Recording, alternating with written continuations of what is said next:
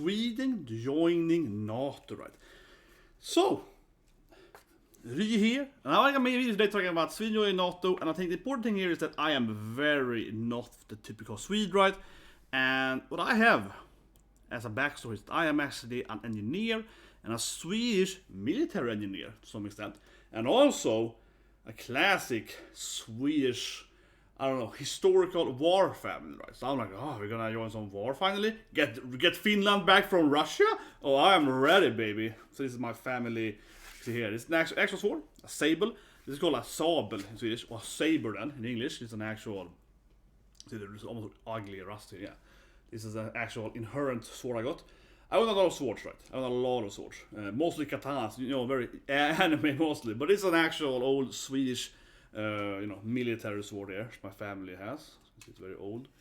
So, before we talk about NATO and Sweden, I want to give a little bit of a premise, right? A little bit of like backstory, who I am and so on. And of course, I'll say here immediately, I can't say exactly right what I've done as an engineer for Swedish military, because that would be kind of crazy, right? If I said, oh, I actually built that thing over there, yeah, that'd be kind of crazy. But I also have this very, very unique, arguably, but very like specific family history. So my grandfather, talk about him later, but immediately here, my grandfather was a historical professor. So you can see where I'm coming from. I grew up with my grandpa, my old dude, old good grandpa. He taught me everything, right, about the Swedish wars, everything. He taught me about American Civil War and everything, World War II and so on. But he taught me a lot about the Swedish Empire, right, Gustav Vasa, Gustav Adolf, etc. So I grew up with that a lot, and a lot. And he also was a science professor, and specifically math. He also taught physics and chemistry one. So as a kid, I grew up being trained by my grandfather in, doing like weaponry and so on. So I got a lot of military. And obviously I look very Swedish. Look at that. Oh, look at the Swedish masculine man. And obviously I'm very Swedish, right? Yeah. Video about flexing, yeah. No, but seriously, okay. So first of all, what kind of engineer am I, right? And I'm also like a published researcher in like sociology and so on to some extent, right? So I went to Swedish top private university. And I wasn't just to brag, I went at the top university. But it's actually a thing in Sweden, which is very, very common in Sweden for the government, is that you have to fill out this like called kompetensmatris. Basically the same word, right? Competent matrix. So what I mean is that to get a job, not in Sweden like in general, but as a government, kind of like a military government or whatever, you usually have to fill out this matrix then. And for example, if you don't have like a master degree, you basically will never get this kind of job, right? Like they have like a very, very like strict, like you have to fill out this education point and so on. And you get like a point system. So if you have, let's say you need like 100 points, right, to get this job, right, that I had in the past. Whereas you can't ever get the job. Like it doesn't matter if you're the nicest guy or whatever, smartest guy. They're very, very strict on these things. And because I also went to this like very famous university in Sweden, you get an extra like 30 points or whatever for that job. So first of all, that's one thing that I say here immediately is going to give the preface, right, of like Swedish military and so on. But I think it's interesting because to get that job, you need to be like fill out that the perfect score, right? Your personality and so on, or actual intelligence, that comes later, yeah, and then the interview and so on. But basically doing that kind of very harsh rules, Sweden has this thing called 1 to 5 levels of competence. And it's like consulting and so on. And I had one job, I worked twice, okay, for the government of Sweden with military stuff. So the first time, I needed to be a level 4, which is really high. You need like 12 years of experience, you need like a master's degree or higher, PhDs and all that, mostly. Or you have to work for like 20 years or whatever. And the second time then, recently then, I was a level 5 as a manager company, right? So really, really high level of competence, right? Not really like high level of security or whatever, but like high level of military thing. So it's basically like to get my job, you need to have at least a master's degree, and you need to also have it at like the Pacific 2-3 university. So whereas it's because bonus points you have at the university, whereas it's basically impossible. And in my latest job, they also had a lot of like Nordic collaboration with Norway, Finland, Denmark. It's still with Nato now, right? So you get extra points if you're fluent in different languages. So I'm fluent both in Swedish and Norwegian, and I can speak Danish. Finnish is much harder, but I can speak Norwegian as good as my Swedish. So then I got an extra like 10 points for like my Norwegian and Danish skills and so on. Right? So it's very, very competitive in this sense to even get like a chance to have this kind of job. That being said, I want to digress and say this thing though. When I studied at my university, right, I had like one classmate. He was gritty. Okay, I respect this guy because he was gritty. He would get in the morning. He would go at like 6 in the morning. He would leave his apartment, like go to school, right? He would study the whole morning until the first class. He would go to all the classes, right? And then he would study the whole evening. 7 days a week, right? I mean, it's of course class on Saturdays, but he would study those days too. So he would leave his home, go to school on Saturday, used to study, right? And this guy was a complete moron, okay? He was one of the dumbest persons I ever met in my life. Incredibly stupid. But he had grit. I expected his grit. But at the same time, right, he had to really force his way to get the same degree I have, right? Obviously, I'm way better. No, but seriously, right? I'm just being honest here, right? I would never in my life hire that guy. Yeah, we have the same degree and so on, right? But this guy is like complete, like, to be that guy, but like legally, you know, like questionably, like, can he? How does he even put on his own clothes? Questionably intelligent, right? But he was basically to make an anime nerd, Rock Lee, right, of studying. He was like completely unskilled in everything, but just very good at just hardcore studying. But the thing is that, you know, yeah, so my point is that I think it's kind of funny, generally speaking, that the government is super hardcore on this stuff in Sweden. Super hardcore on some of the jobs. Not all the jobs, unfortunately, but some of them. The engineering jobs are very hard. But it's like, yeah, but like, if you just look at someone's resume based on that, like, because they barely interviewed me. I'll be honest here. The second time I worked for the government, for the military stuff in Sweden, they barely had, I had like 2 interviews. Yeah, they barely interviewed me. It's much more important to get like all the checkboxes in the matrix. I used to fulfill all the boxes. They were like, this guy, he's like 150 points, man. We gotta hire him because they basically like, they can't be like biased. They only go by the point system. He has the highest points, so we hire him. It's like basically, yeah. They were like, he could be a complete monster. We don't care. Right? It's a lot like that, seriously. So it is strange, okay. So it is a little funny. The good part, though, for example, is that the people I've worked with, most of them needed higher level than me, because I was like the manager position. But most of the developers and so on are very high skilled then, like they're very like they need to go usually in the top university, have really good grades. So they definitely have like a filter, right? So I will have to, of course, say that most people though, for example, I worked with that government thing was very, very skilled, right? Yeah, like the top of the class kind of people only, right? So I mean, it's just kind of how it is, right? Yeah, they kind of have like no one else is allowed, right? But I would say this thing as a side note, as I mentioned earlier. I really do wish, though, that Sweden did this thing for politicians or basically anything else. But so I say it's a good thing here. Right? The only time when I feel that the government in Sweden cares is with engineering. And then they are like, oh, this guy, oh, he has to have like at least a PhD and have written like 10 books about it, or else he can't decide how to it's gonna flow in the water or whatever. Yeah, then they have like enormously high requirements. But when it comes to who can like be the mayor of Stockholm or whatever, I don't know. Like, it can be anyone. Okay, I don't even know who's mayor of Stockholm, honestly. But it can be anyone. It can be any nobody. It's just ridiculous. Especially the legality is so bad in Sweden. This is not a video, but oh my god. So the jury system in Sweden is the dumbest thing ever. It's like it's 4 people. There are 1 judge and 3 people at the juries, and they can just be anyone. But they're always basically. They're not like in America. Don't get me wrong, I work with American companies and so on. And so my previous so it's like sad bad, okay? It's not a video, but I'll say it very briefly here. In America, right, USA, so you have the jury system. Like random people, right? And then you have different, you can pick them away and so on. But in Sweden instead, you have a judge and 3 nämndemän. They're basically juries. But these people aren't random. So in Sweden instead, you get paid to be a nämndeman or something like that, and you can like apply to be it. And everyone who's a nämndeman is basically like a politician, right? So they're like low-ranked politicians in different parties. Which means that when you go to court in Sweden, and this is definitely should be on the video, but I'll say it briefly, talk about Sweden here and Nato, but I'll say it briefly here. It is crazy because there's so many cases in Sweden where say you beat your wife, right? Yeah. You beat your wife and you go to court in Sweden, right? And your jury members, the 3 of them, are all in the feminist party. You're gonna get death penalty, right? Or vice versa, right? You can have this SD party, right? The anti-immigration party, right? There have been cases, right, of course, when immigrants are in court, and all the jury members are from the anti-immigration party. Yeah, they're gonna, it's just, I'm not joking. There's so many cases in Sweden. You're like, how can this system work? It doesn't work. It doesn't work for a second.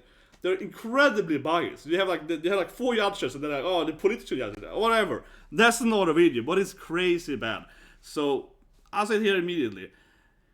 I think Sweden has a lot of problems, right? But at least when it comes to the military, talk about Nato and so on, more specific data, right? But it comes to the military, people I worked with, from an engineering standpoint, that is probably the highest quality Sweden has. Not necessarily the smartest people or whatever, that's not what I'm saying, but like generally the requirements to get jobs in necessarily the military itself, but like the government, like I'm gonna design, I don't know, the hospital system to get power or whatever, right? Or I'm gonna build this thing, or build a bridge or whatever. One of my best friends is he's an engineer on, how to say it, I can't say too much here, but he's an engineer on, he's very high up in the government engineering the actual bridges and roads, like it's like a road engineering kind of train tracks and so on, right? For example, right? So I know a lot about that stuff because he's like one of my best friends, right? And we talk about it a lot, right? And like, yeah, same thing here. Right? They're incredibly high requirement to become in that positioning, and people working with him, right? They're like the best engineers in that field, right? Basically. So there, Sweden is actually really good at it. Okay, I say it here immediately. Joining Nato or whatever. So Sweden has like high quality at least from comes like an engineering standpoint. But I do think that we come into this later, right? Because I want to go in and later about my grandpa tour and so on. But I think Sweden has like, how to say it? I think Sweden has like a really high engineering quality actually. And I say that because I am an engineer from Sweden. No, but I say that because I think that Sweden has a lot of pride, in its engineering. It's kind of like Ericsson and so on, building that. Sweden has a lot of like Nobel, right? Of course, so on. Sweden has a lot of like famous Celsius and so on. Sweden has a lot of like famous scientists, and of course the Nobel Prize, right? So I think Sweden actually has a very serious. I would say some easily, yeah. I feel the government that usually is kind of anti, science, right? Sweden is very like anti-competitive, very anti like you can't achieve something or try something, right? Everyone's just shut up and just be in middle, right?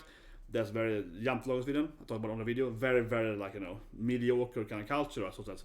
But I think when it comes to engineering, like math and STEM and so on, Swedes are actually kind of serious. Yeah, honestly, even the government is because something like that. But I think it's because Sweden has to again Nobel Prize to one. Sweden actually really cares about like okay, if we're gonna have really hardcore exams or whatever, right? That being said, though, the schools in Sweden are terrible. The schools are terrible. Not the universities, they're actually really good in Sweden, but the schools under that, the senior high school and so on, it's terrible in Sweden. So it's and it's a very known issue.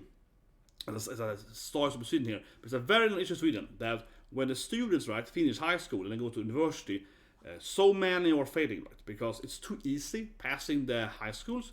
And same thing for me, right? So I had like perfect grades, right? In high school, I get to the university, and suddenly it's like 1,000 times harder. The difference is absurd in Sweden, right?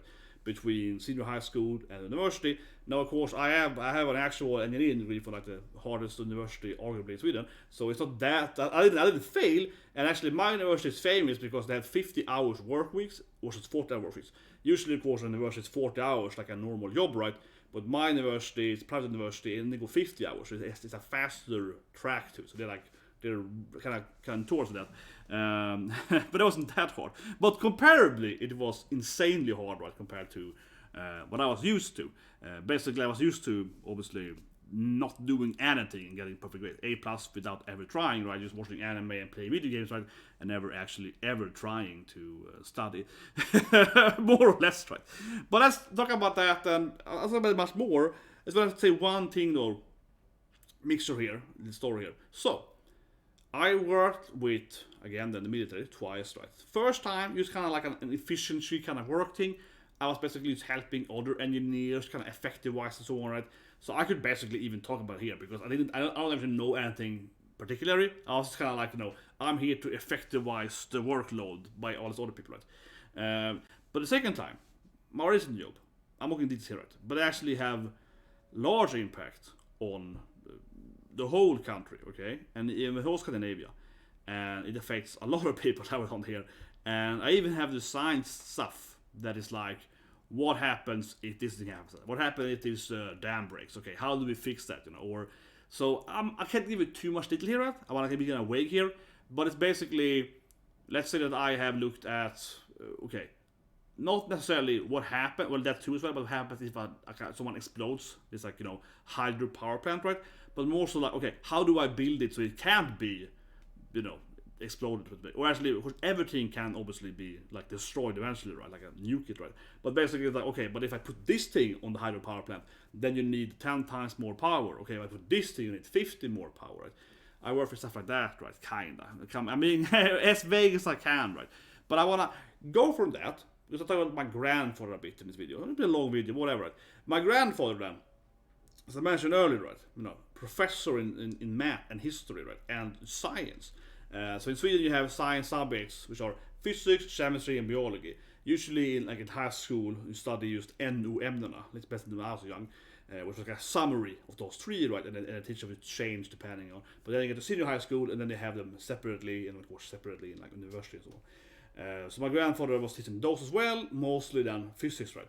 And I just want to point it out because I think it's kind of funny going back in the days. I have a lot. I can make like 10,000 hour videos about my grandpa. My grandpa was a crazy person, and he would teach me how to build weapons. So this could be a real video, just alone talking about my granddad, right? But it's my father's father, and he would teach me how to build crossbows and bows and swords, and I made a gauntlet, and like for example, making a crossbow is pretty easy. But what me and my grandpa worked, for example, when I was like a teenager, was building one of these like automatic crossbows, the bolt gun crossbows, where you spin it around. So basically, a crossbow shoots bolt, right? But a traditional crossbow shoots arrows, kind of ish. But what you have this kind of box crossbow that you can spin on it, right? The gear, and then it shoots like tiny bolts. Basically, it's like a machine gun crossbow. Building that thing for my grandpa was very complicated, right? I was like 12 or so, right? So you have to make a gear and spin it to pressure up the bolts and so on. Stuff like that, right? So I have a lot of stories where like my mom sits in my room, right? Finds like a book on my table about how to make weapons, like guns and so on, right? And my mom is like, calls my grandpa, like, you effing moron, you can't give your grandson, books how to make real weapons. And it's like you're a crazy person. And my grandpa is like, but then he learned physics, right? My grandpa was like, but if I give a book about how to build weapons, he's gonna do it. She's like, yes, he's gonna do it. He's gonna build weapons. That's crazy. You can't give him a book to a kid because he's actually gonna. You can't give him like a trebuchet book. He's actually gonna build a trebuchet. And my grandpa was like, yeah, he's awesome. He's a much better at physics than every other kids, right? He's the best kid at school at physics stuff because he's building trebuchets, right? So yeah, me and my grandpa would be like trebuchets, catapults, all right, in the garden and his garden and so on. So stuff like that. That's how I became an engineer. But I just want to stress that, right? I think it's kind of funny that I have never, like I say, that I never worked with engineering, military engineering, as actually building weapons, right? Like I have worked much more higher level as an engineering, where I have designed, the system. Okay, so what happens if that thing happens, right? What happens if the Russian blows up a dam or like a bridge? Okay, then we have to build this thing, or we should have probably that bridge, or that bridge should be built in this material, or like I'm more on that level, and I try to be as vague as possible, right? So very like military engineering, right? Which is like, oh, what happened? I haven't worked with that thing, but I would enjoy working also as a saboteur kind of military. Like, how do I blow up a bridge? You know what I mean? How do I destroy this power plant if I wanted to? I haven't done that, but I would love to do it. How would I do that thing, right? So I work for that kind of engineering in military. I haven't gone to Sweden and been okay, I'm gonna like make a weapon, right? I haven't gone like I'm gonna make a mine, right? It's much more like okay, how do I counter this thing, or what happens if this thing explodes or whatever, right? It's kind of like that more, kind of like some kind of robustic security in it or something. Because I have to stay very vague here, right? Because I'm gonna go into like actual details, but I just want to kind of give you the kind of the framing here, right? How I look at Sweden and Nato and so on, and historically aspect of war and so on, right? And again, then kind of what kind of like military engineer I am. Yeah, so I'm not an engineer that like manufactures swords, right? Or like I'm not an engineer that's like, oh, look at this, it's a cool sword. How do I make more of these things we can kill people, right? I'm not that kind of. It's actually pretty heavy, especially. But yeah, it's a real sword. It's several hundred. It's very old. It's like 300, 400 years old. Family sword. Inherited sword, right? You can see the classic. And I put that again here. So I'm not an. It's not that good. I should polish it. So this right, very classic saber or sable in Swedish, and sabel in Swedish, saber in English, right? You know, and it's heavy. It's even a little rusty. You can see a little bit of the area, but this is a real sword. Right? It's a real classic historical sword, and it's not very how to say it, sharp, right? Because I haven't polished it. I just kind of kept it in the kind of this condition, right? So it's not very dangerous, but it actually is like a real sword, and it's surprisingly heavy though. Seriously, it's heavier than a katana. It's very like surprising something about it. So usually I train a lot of martial art, right? So I'm pretty used to sword fighting with mostly Japanese sword, I suppose. But this sword is actually surprisingly heavy for being a one sword thing. But anyway, traditionally, sabel, right? For like a nobleman or like a horse rider, in Swedish military back in a few years ago. So this is my ancestor's sword, right, from my mother's side actually. So it's like from my he was like a commander in the So I comment right now here, but I can let's go into that. I comment now here then. So before talking about Sweden historically and Nato and so on, I think it's very funny that the neutrality, right? Let's talk about neutrality. So Sweden has this concept of we are neutral, Putin please come in, we are neutral. But historically speaking, right, Sweden is incredibly not neutral. Sweden is one of the most aggressive countries in during the European wars at the Renaissance era, and of course this kind of comes to the Swedish Empire, right? So as I mentioned again, right, my grandfather, just can I give you the brief again here? My grandfather, historic professor, right, taught history at college and at senior high school, yeah. So I grew up with that, right? I lived with my grandfather and grandma. My grandma, for that matter, she's a teacher also as well, but in language. So she taught me English, hopefully, but but she was a French teacher and so on, right? So she loved Napoleon. My grandma always went to Corsica and so on vacation and stuff like that. She's very fluent in French, and actually my cousins grew up in Brussels and Paris and so on, right? So that's not but I don't want to dox there, but yeah, the live story here, but. So as a kid then, right, when I was 3 or maybe 4 or so, my grandma would teach me French, right, because she's we're Europeans. So that's one thing I think is interesting personally with my life experience, because I kind of have that, let's call it the noble life or whatever, right? Obviously I'm not that old, right, but kind of traditional, this is how you grew up in Sweden, right? Back in the days, if you were a noble, emotionally rich or rich, right?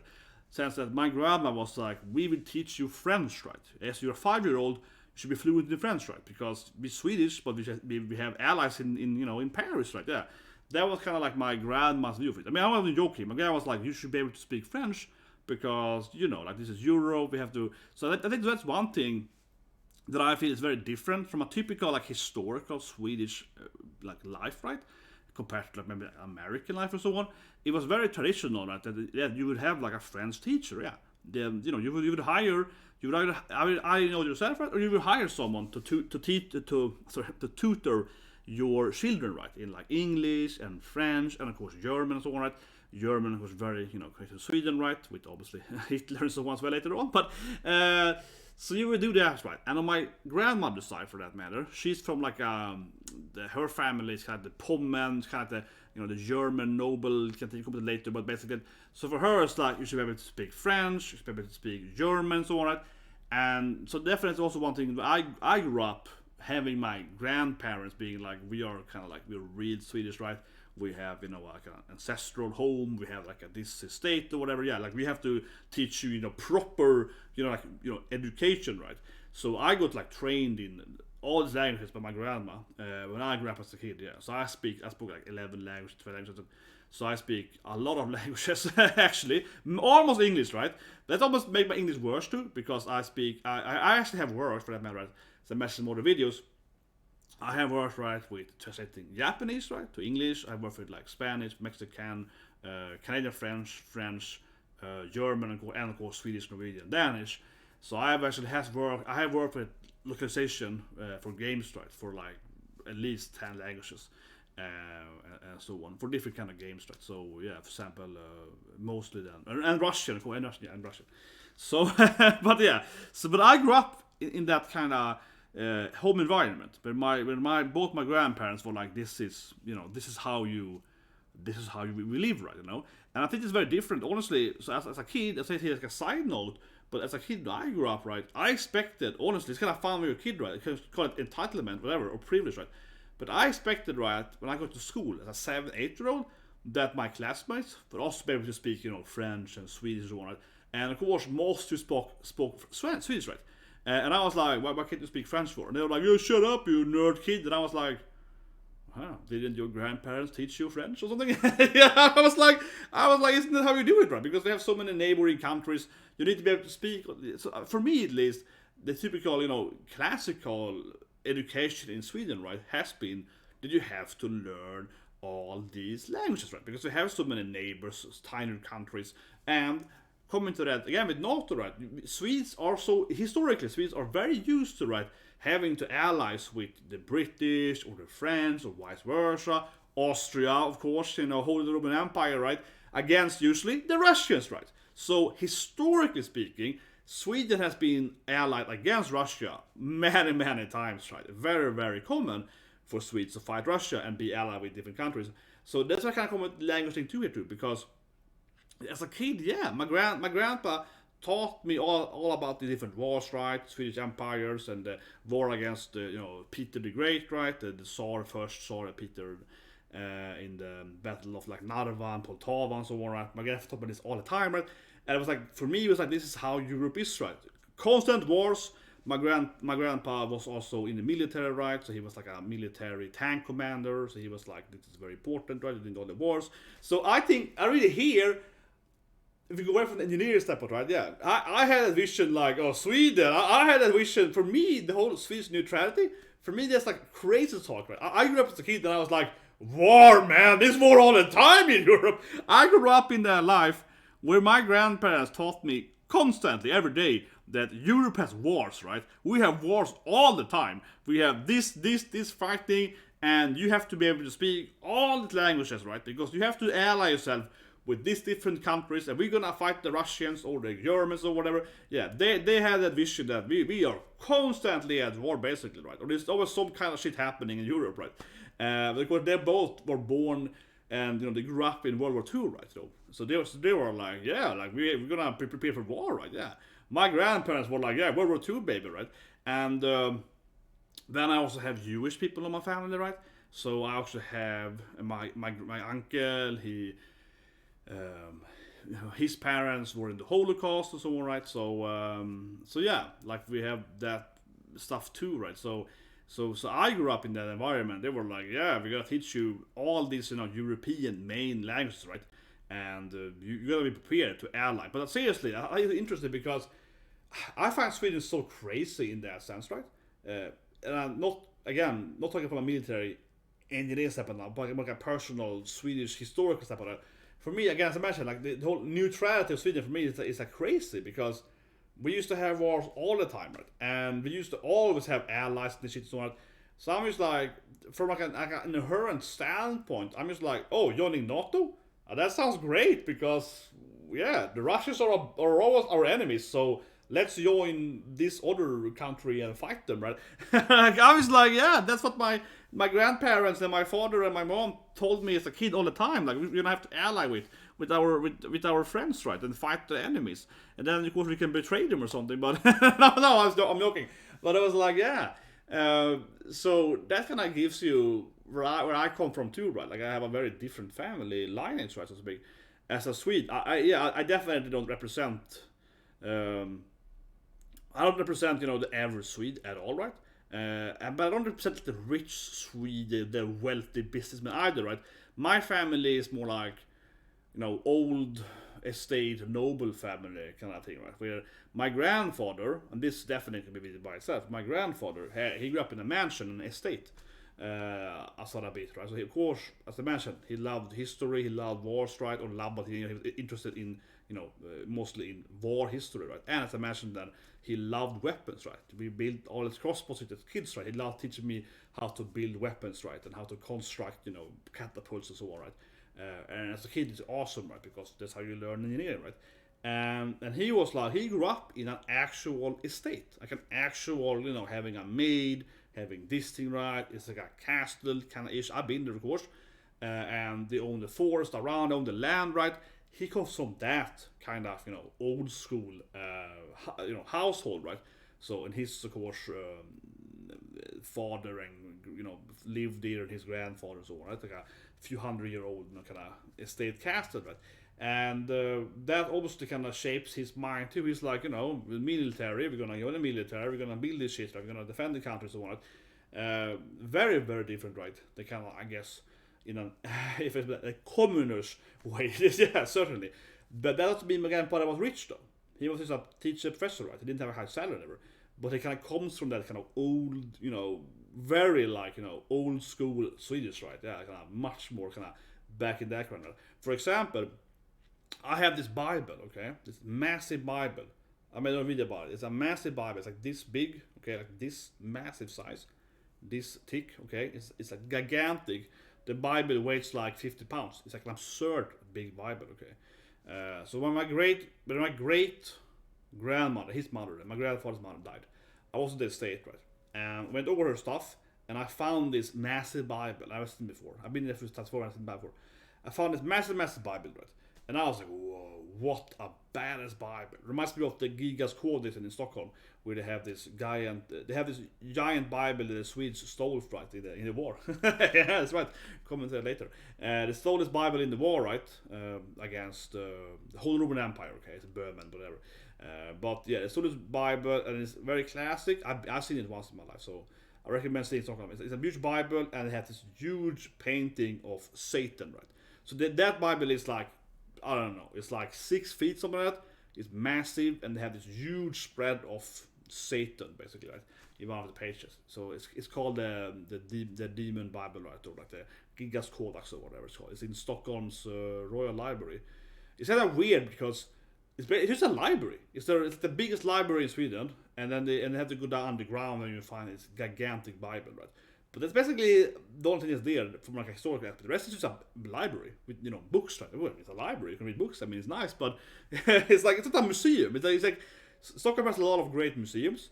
Last museum I was in Stockholm was with my mother. We went to the medieval museum. It's in the basement of the Gamla Stan. They have all this like swords and old Swedish armor and knights and so on. Right? So also a cool museum.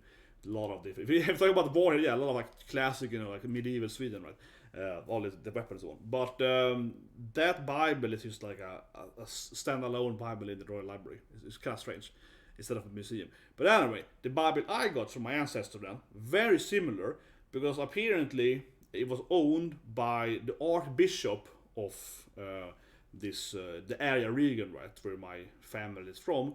And so that's like my great ancestor. He was like the Archbishop. Right? So my family is kind of like that, kind of like old money. Right? Like they're poor. My family is poor, but they used to have money. Yeah. It's kind of like imagine the lord in England, Scotland, or something like a lord title. It's like we have this title, but like it's not worth anything. Yeah. We have this like it's really expensive. But seriously though, for example, like my grandfather's estate, right? Similar thing. Like you can't afford it, right? Because you used to have this great money and so on, right, or whatever. But now it's like you can't pay for maids, right? Because now you have to pay them, actual, salaries, right? You can't just smash them in the corner, right? Yeah, and so on, right? So you can't really like have an old castle and run it, right? It's not like it used to be. Sounded like I'm like, oh man, back in the days, man, when we had all these like maids and shit. It's called pigas, yeah, the sexy pigas. Oh, yeah, no, but seriously though. For example, my father inherited the lands, the woods, so to speak, the forests, and so on that my family owned. He just sold them. Right? He was like, I'm not gonna run a freaking harvest sawmill and shit, man. I don't have time for that shit. He's like, I'm just selling it to some other guy, right? That actually has like a, some kind of timber industry, right? He was like, I don't want to spend time over here. I have my own business going on. My father mostly likes to buy real estate. So he was like, I'm just gonna sell these two forests and buy real estate, right? And just rent out real estate, apartments, which is arguably maybe better, right? But yeah, so my father was like, it's probably better to sell a forest, buy a house, or buy an apartment building, sell out the real estate, rent out, the real estate, right? And I get that, but that's kind of how it was, right? Yeah, back in the day, so I buy this forest land. That being said, honestly, a forest land is not expensive in Sweden, right? it's not that expensive buying like a land or forest that is in the middle of Sweden, because it's basically worth nothing. Because you don't allow, Sweden has a lot of laws. You can't do what you want with it. So you have to like only take down certain number of trees per year and so on. It's actually not that very. It's not worth as much, honestly. But anyway, I hope I get a picture here.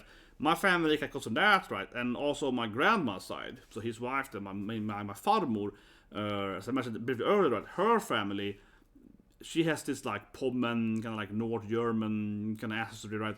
And her father and his brother, then they grew up in like a real estate, like a huge estate in Sweden, and they were basically like, you have to join the military, or else you won't get any insurance. So her father, my great grandfather then, on that side of the family, he was actually later on then like the police chief, police commissary kind of guy, right, of a major city in Sweden.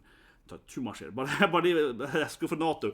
However, I want to point out, and I said it here, that my grandma would tell me every time, basically, talking about the war and so on, that never join the military, never become a cop, because she grew up with her father, right, my great grandfather, and he hated his life, right? He hated his job as first for about 10 years as like a military officer, right, in Sweden, and then he was for the rest of his life, some police chief, right? He hated that, and he only had that job, right, and the military career to begin with, because his father was like, well, we are, an old Swedish kind of family. We have this estate, we have, horses, we have this noble family, we have like this, maids and so on. We gotta protect the country, right? And this is, of course, 19th century now, right? Yeah, like, we have to protect the shit, right? So he was like, you have to go to the military academy, or else you won't get any money and so on. That's no insurance, yeah. So him and his twin brother, they were forced into the military academy, and they both hated it. So I also have that in my family, right? They were like, yeah, a lot of people in the military in my family, because both of my grandpa's families were like military families, right? And again, right, kind of think about old school European military family. Not saying bad with America, right? But in America, you have a lot of like, oh, my father's a cop, my dad was in Vietnam, I'm gonna be in the military, so on, right? But my family comes more from that, oh, we own this forest, right? We own this state over there, yeah. Like we have this like big mansion, right? We gotta protect it from the Russians, like that. My family is more like that, yeah. To be honest, right? They're like, we have to protect. What if the Russians burns down our forest, right? Yeah, they cannot have that backstory anymore. And it was like, but a little bit though, with my great grandfather's perspective though, right? We have this estate or whatever, and he was like, but you have to be in the military, because that's kind of what I mean too, from where I'm coming from, right? Because then back in the days, it was like, yes, we have this maids, right? We have this shit. We have like the kind of like the stable boys, and all the shit, right? And they can't fight, right? They use weak, right? We have to protect them, right? It's our honor, right? Very honorable. It's our honor. And my family got this, like the emblem. We got the family crest and shit, right? So I come from that, right? As a backstory, right? Growing up with that, of course, I'm much younger, and I didn't like grow up with my great grandfather. He's dead before I was alive, right? But I never met my great grandfather either. But obviously, my grandma grew up hating that shit, right? So to speak, right? She was like hating that her father was forced to be in the military. So, but at the same time, though, as I mentioned, though, fun enough, though, she was like, but you have to learn French and German and this thing, because you have to prepare for the war, right, against the Russians or whatever. Yeah, she still had a mindset. She was like, don't join the military. It sucks, but maybe you have to join the military. Maybe you have to be like a diplomat, right? But I think in my grandma's viewpoint, though, because her daughter, my aunt, is a diplomat, so basically. So I think in her case, though, it was more like, don't join the military, but you can be like a diplomat. Yeah, you can be some kind of like, maybe you can be like a minister or something. Yeah, I think my grandma probably had that envisioned more, I suppose, because her daughter basically is a European diplomat. So that's probably more so. When my older uncle, but it's a married uncle though, he was one of the ministers of Sweden. Like, was that 10 years ago? Something like that. Yeah. So a little bit bad, right? But that's like my aunt's husband's brother, kind of thing. Uncle, yeah, brother and uncle, whatever. He was one of the actually quite a famous minister in Sweden and so on. So I guess my grandma saw it more that, I guess, right? She was like, you're gonna be a diplomat, right? You're gonna be some kind of an ämbetsman or something like that. Not like in the military, but more like some kind of planning or something, I suppose. But anyway, I say all this stuff, right? Because obviously, I come from a very different Swedish background, right? I definitely don't have much in common with the commoner Swedish man. No, but seriously, so I have this background. Yet I used to grow up in like a poor place. I grew up in the ghetto though in Sweden, so it's kind of interesting because my mom and dad were poor. I grew up in the shitty place in the city, like the poorest place in the city, right? And basically only immigrants lived in this neighborhood and me. So I was my first friend was like a black person, someone. Not anything wrong with that, but I was like pointing out, right, that it's kind of funny. So I grew up in this really bad neighborhood, You know, a lot of drug dealers and so on. The worst neighborhood in my hometown, like straight up by far the worst neighborhood in my hometown. It still is to this day. It's a terrible place in my neighborhood. It only has junkies and so on. Terrible neighborhood, right? And grew up there, and all my friends were like immigrants or whatever, right? My first friend, he was black, and he was the guy that got me into video games. He had Nintendo, so we played Super Mario, right? So I was at that age. I'm born in the 80s, right? So I grew up there playing Mario with my first friend, and this is like, I can't be a racist because my first friend was black. But seriously though, I think that whole like a sign off in the storyline coming not to Sweden and history of Sweden. But I think as a side note, I do think the whole thing, oh, I can't be red because my friend is whatever, right? It is kind of silly, and it's a classic, you know, joke on that stuff, right? But honestly though, I think in my case, or an animal's case in a similar way, it definitely does help though. And because this is kind of, I'm an engineer, right, and also a human behavior expert, human behavior scientist. But it is very true, I still think though, from a side here, that if you grew up though, like I did, in like the ghetto basically, right, and you grew up with all these like, people from all kind of world, right, all my friends, I was like 2-3 year old, right, none of them were Swedish, right, none of them were actually white, definitely shapes your brain. I would say so, right? Because it's a difference being a grown-up saying that, oh, I can't be X because I have this thing, right? But I think it's that while that can be true, I think it's actually much more true, honestly, in my case, where I grew up and my first friend was black. You know what I mean? Like literally that, because then that's my first brain wiring. Oh, he's a great guy, you know, and he happens to be black, right? And so on. So that's a side note. But I just think it's interesting because I think that helps you a lot, right? To not be a racist or whatever, right? If you actually grew up in like a very multicultural environment, right? Because you kind of get used to never really caring about that, right? And because of course, as a kid, it's a small kid, right? You don't care about race and so on, right? And that's like a learned thing, right? You have to learn to hate, you know, all race and so on. But anyway, as a side note, but I think it's important thing to put out here that I grew up in this really poor neighborhood. But yet my grandparents, all right, again, they aren't rich, right, but they have the kind of ancestral behavior of being like, well, we come from like a very nice noble family kind of thing, right, and we have no money anymore, you know, it's old money that's out, you know, that kind of behavior, right.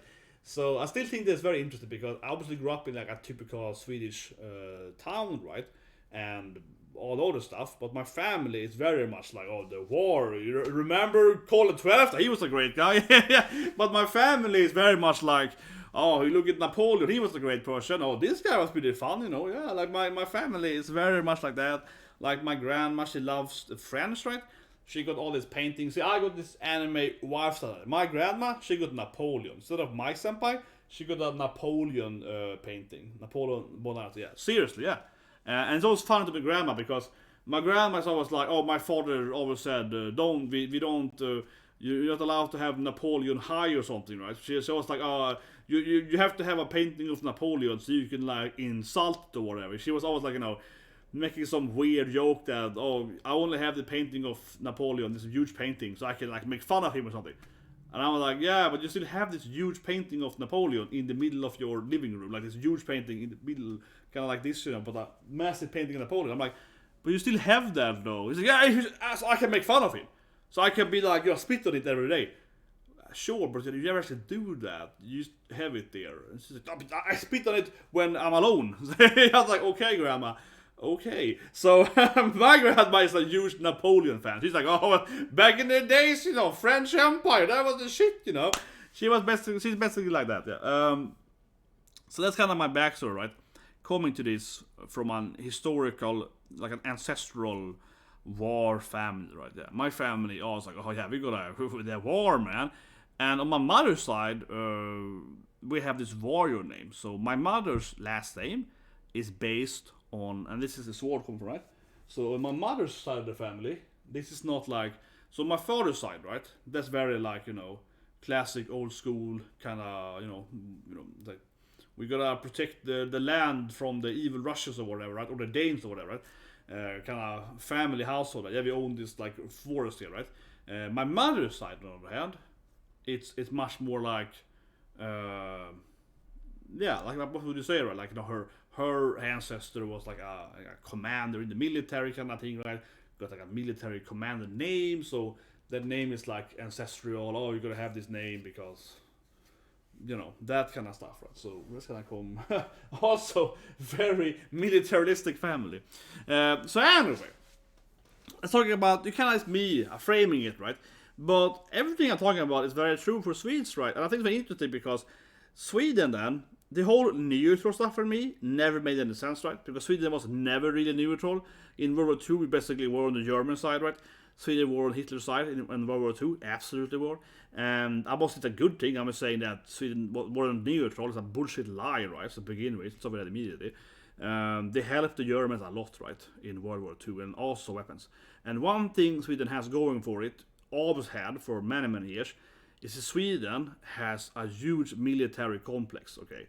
Sweden is actually one of the leading countries in weapon export. And also Sweden sells the weapons on both sides in current conflicts where countries are at war, right?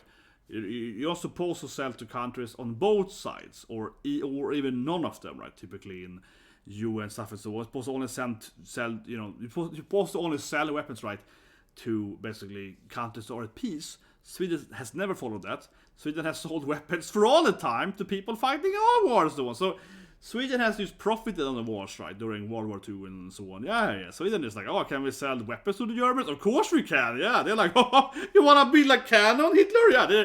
So Sweden has always been very, very war focused, right? And honestly, I think where I come from, as I said, my talking about a lot of my my family and so on. My family is obviously better, no, but my family is honest. That's kind of how I see it, honestly, right? I think my family is honest. My grandpa and grandma and so on, like, Sweden is a freaking weapon export engineering country. We build weapons, we sell them to the other countries, right? And we make money on that, yeah.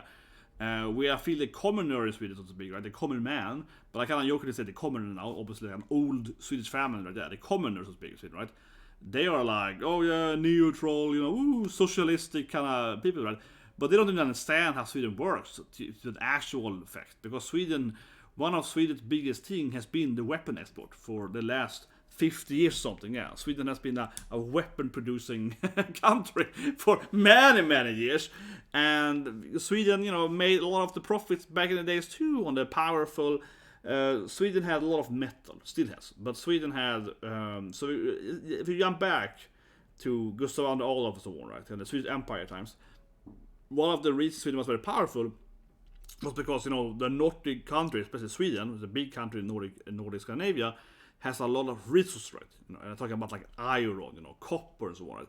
So Sweden's export has been weapon export for the last 400-500 years or something. I think actually at least like since Gustav II Adolf, it's like 1600 to during the 30-year war, right? So even before that. So Gustav Vasa also sold gold for the German, for the Landsknecht. Gustav Vasa also exported gold and iron for his armies in Germany. So he got crowned in 1523. So I guess you could argue that Sweden has been a weapon export country since 1523. So that's like 500 years ago. Yeah, so next year is the 500-year anniversary of Gustav Vasa, kind of the founding father of modern Sweden, and he was a weapon export guy too, arguably, how you count it. But he was, because he was hiring mostly German Landsknechts, right? So Germany at that time wasn't Germany, but the whole Roman Empire, mostly ruled by Austria. So Germany at that time didn't exist, so you have all the different dukes and so on, right? Different elected princes, actually, but whatever. This is very historical now. But Germany was mostly led by Austria, and then they had the different smaller dukes or princes, right, that voted and so on for who's going to control this whole Roman Empire, which is then Sweden had a lot of wars with right afterwards with so on. But basically Gustav Vasa, to found his armies against the Danes, right, with Christian and Triumph and Christian, he had to pay them with the gold, and it was just like there, and then had some rebellions with the Christianity in Sweden and so on. And the reason was Sweden then also for that matter went from being a Catholic country, right, to be a Protestant country, Protestantism, is because Gustav Vasa wanted to take the money from the Christian from the priests, right, from the actual like foundation of the Christianity power hole. So he converted, right, Sweden then to Protestantism, so you could like take the money from the church and so on, and he could pay then his soldiers in Germany, the Landstreiks, for the well, actually not Germany then, but Germans, right? You know what I mean? They weren't actually Germany; they were like German city-states, right? So they were paying them money, so you could rent them for different states and so on, right? Different dukes and so on. But so yeah, arguably Sweden has been like a weapon export country for 500 years. Okay, from the next year, especially 500 years, right? The Sweden has been paying and renting soldiers and having mercs and so on, right? And yeah, supporting different like, example than different like Germanic dukes wars and so on. And I think example in the whole Roman Empire, right? There's a lot of wars, right? Has been a lot of wars between the whole Roman Empire states back in the 6th century. And Sweden already then, right, 500 years ago, was like supporting them, right, by making weapons and selling weapons and so on, right? And then of course Sweden, with Gustav II Adolf, joined into the 30-year War, which is the League Wars, right, which would be the Catholic League, and the Protestant League is a very important for European history, right? So you have this big League War, 30-year War, where Sweden was one of the big players, right? The Swedish Empire, right? So Sweden was a big player, invaded the North German states, took over North Germany, right? Fought the whole Roman Empire, with Austria really then, and so on, right? And if Gustav Adolf hadn't died in that war, I could imagine Sweden having a way bigger map these days, because he died very quick. He died unfortunately from an empire standpoint, and that's kind of stopped the advances a bit from Sweden, right? As I mentioned earlier, the massive Bible Sweden has, that reminds me of the Bible I have at home, that is smaller but very similar. That Bible is was then stolen. Spoils of war, yeah, was taken in that conflict from in Böhmen. So Böhmen, or Bohemia, is called in English. Yeah, I always like the name. You like Bohemian Night and so on. Yeah, Böhmen is the real name, right? Which is today then part of Czechia, right? Slovakia, so Czechoslovakia and stuff. But back in the days, Böhmen was a huge part of whole Roman Empire, right? So it's like Prague and so on. And yeah, the Swedes were very successful in basically taking their money, their gold, and their religious stuff and so on. Yeah, so Sweden invaded them, and instead of like helping, because Sweden was part of this, as I mentioned again, this war of 30 years, right?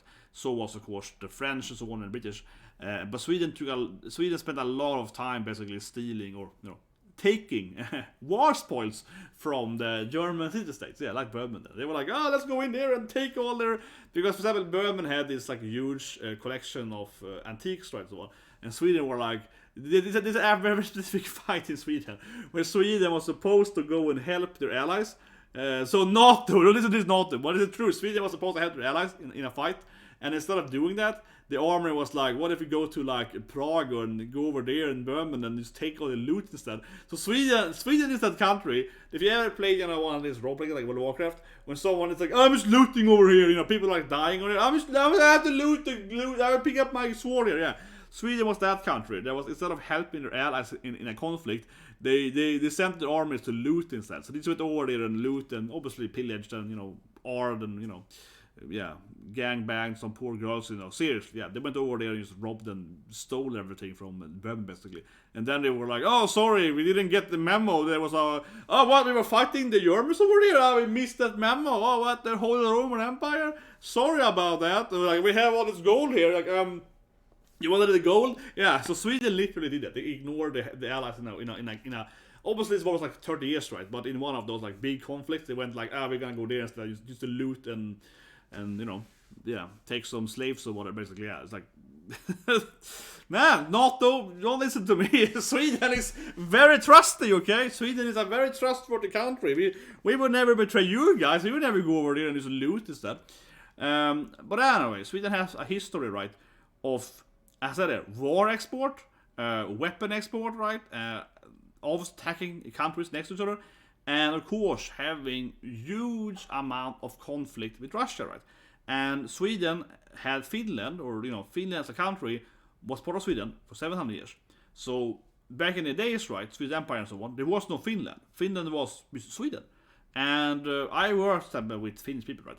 They speak Swedish. Most Swedes, or most Finns, I mean, most Finns, they still learn Swedish in school, right? And so on. So Finland was a part of Sweden from like the 11th century to 18th century, right? Yeah, exactly 700, yeah, those years, right?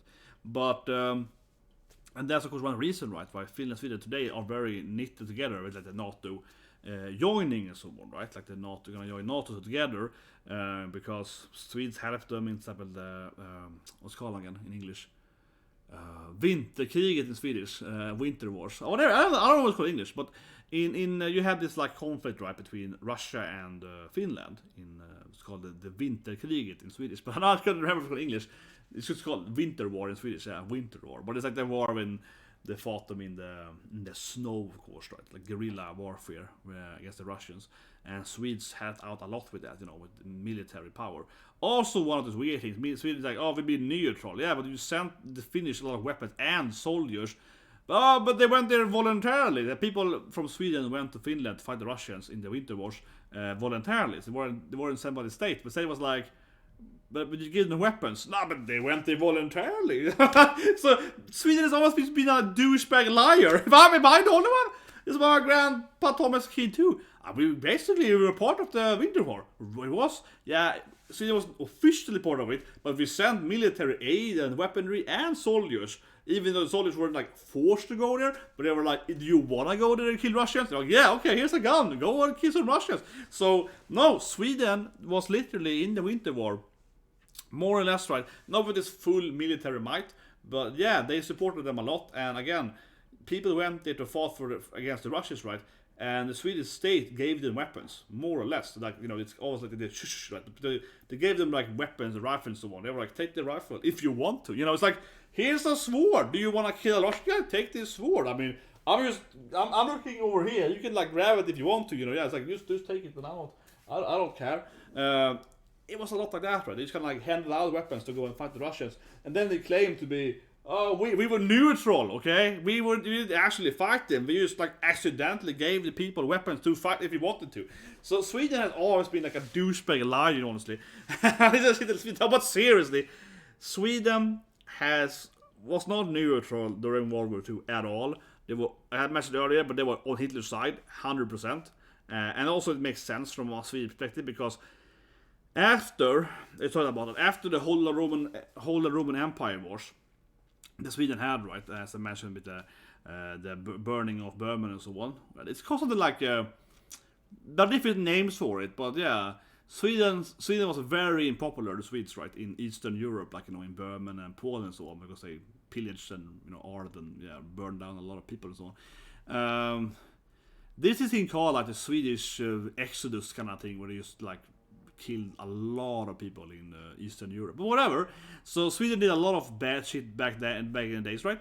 And then after that, they started fighting the whole Roman Empire, and the whole Roman Empire kind of collapsed, I guess. Let's call it that to make it simple. I'm doing very, clip note version history, but in Europe then, a new country started taking form. Right? That's Prussia. So Prussia, not like Russia, very similar name, but Prussia is like northern Germany, centered around Brandenburg and so on, which is Berlin. So basically Berlin, Brandenburg, Prussia is kind of like the beginning of the unification of Germany's states, right? So this country got bigger and bigger, either by conflict with the other German states, right, or just like getting them to join them voluntarily. Oh, you want to be with us? We are pretty big now. We're like 10 states now. Why don't you join us, man? We can be the 11 states instead of having to fight you. We're both Germans, Okay, fine. So that's kind of either they, took over the other countries, right, or they made them join, right, by some deals and so on, right. So they kind of started growing, right. And the Prussia then, which is like a powerful German state, right, because the early German states weren't aligned to each other, right.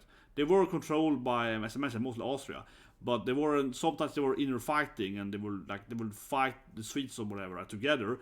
But they all had a conflict. And Prussia started to kind of ally up all the German states. They were kind of like getting a stronger, not military, but economical power because they had less conflict internally, right? But anyway, at that time, then Sweden was like, oh, maybe we shouldn't fight the Prussians, right? Because they're stronger than the whole Empire, or at least they're more united, right? And especially they're next to Sweden because they're North Germany, so they're kind of okay. So instead, Sweden took an approach of being like, let's be buddies with them, they're our best friends, right? So Sweden was very, very, neatly, integrated, right, with Prussia. So they had like a Prussian princess or whatever, right? Let's sleep with the princess and combine some kind of, royal family. Let's send our princess. She can be some kind of, she can be some waifu to the guy over there or whatever, right? So they started doing all of that shit, right? And so Sweden and Prussia then, that of course later on became Germany, right, with Otto von Bismarck and so on. Right? So they became Germany, kind of united, right? Mostly I think Bismarck is given the credit for that. And I guess also Frederick, but whatever. They kind of combined that shit, right? And of course then Sweden and Germany had a very strong alliance, or on and off, right? And like good, like, friendship, and like, oh, our king is actually half German or whatever, right? So Sweden had a very, very, strong relations to Germany. So I never see any surprise, right, reading about it in actually reading history, not the censored version of Sweden being a neutral country, but the actual version is that Sweden was very pro-Hitler, right? I'm not saying that as like, oh, that was awesome. I'm saying that like, I'm saying the fact here. Sweden was very pro, and mostly because, Sweden and Germany were very, very similar culturally, still are, but especially back then. And again, relationship between the monarchy was strong and so on, right? A lot of trade and so on. So Sweden was like, oh yeah, Germany, a pretty cool guys. And the reason, didn't invade Sweden officially was because Sweden basically did what they wanted, Sweden basically just joined them, Sweden was like the ally, Sweden was like, oh, we're neutral, but basically were just allied to the Germans, like more or less, They were like, we basically in the other side, right? We gave them weapons and this stuff, transportation and so on, right? But Sweden was like an unwilling ally, right? Like we just gonna agree with them instead. They pretend to like them, right? And of course, I must say that Sweden was like, oh, you're basically the same country. No, they weren't. But to be true, the truth is that Sweden more or less, right, were part of their, Axis power, right? Just that we were like, our military wasn't happy with them, but our industry was happy with them, so right? The weaponry industry happy with them, So they were like just helped them to get to Finland, Norway, and so on. It's ridiculous.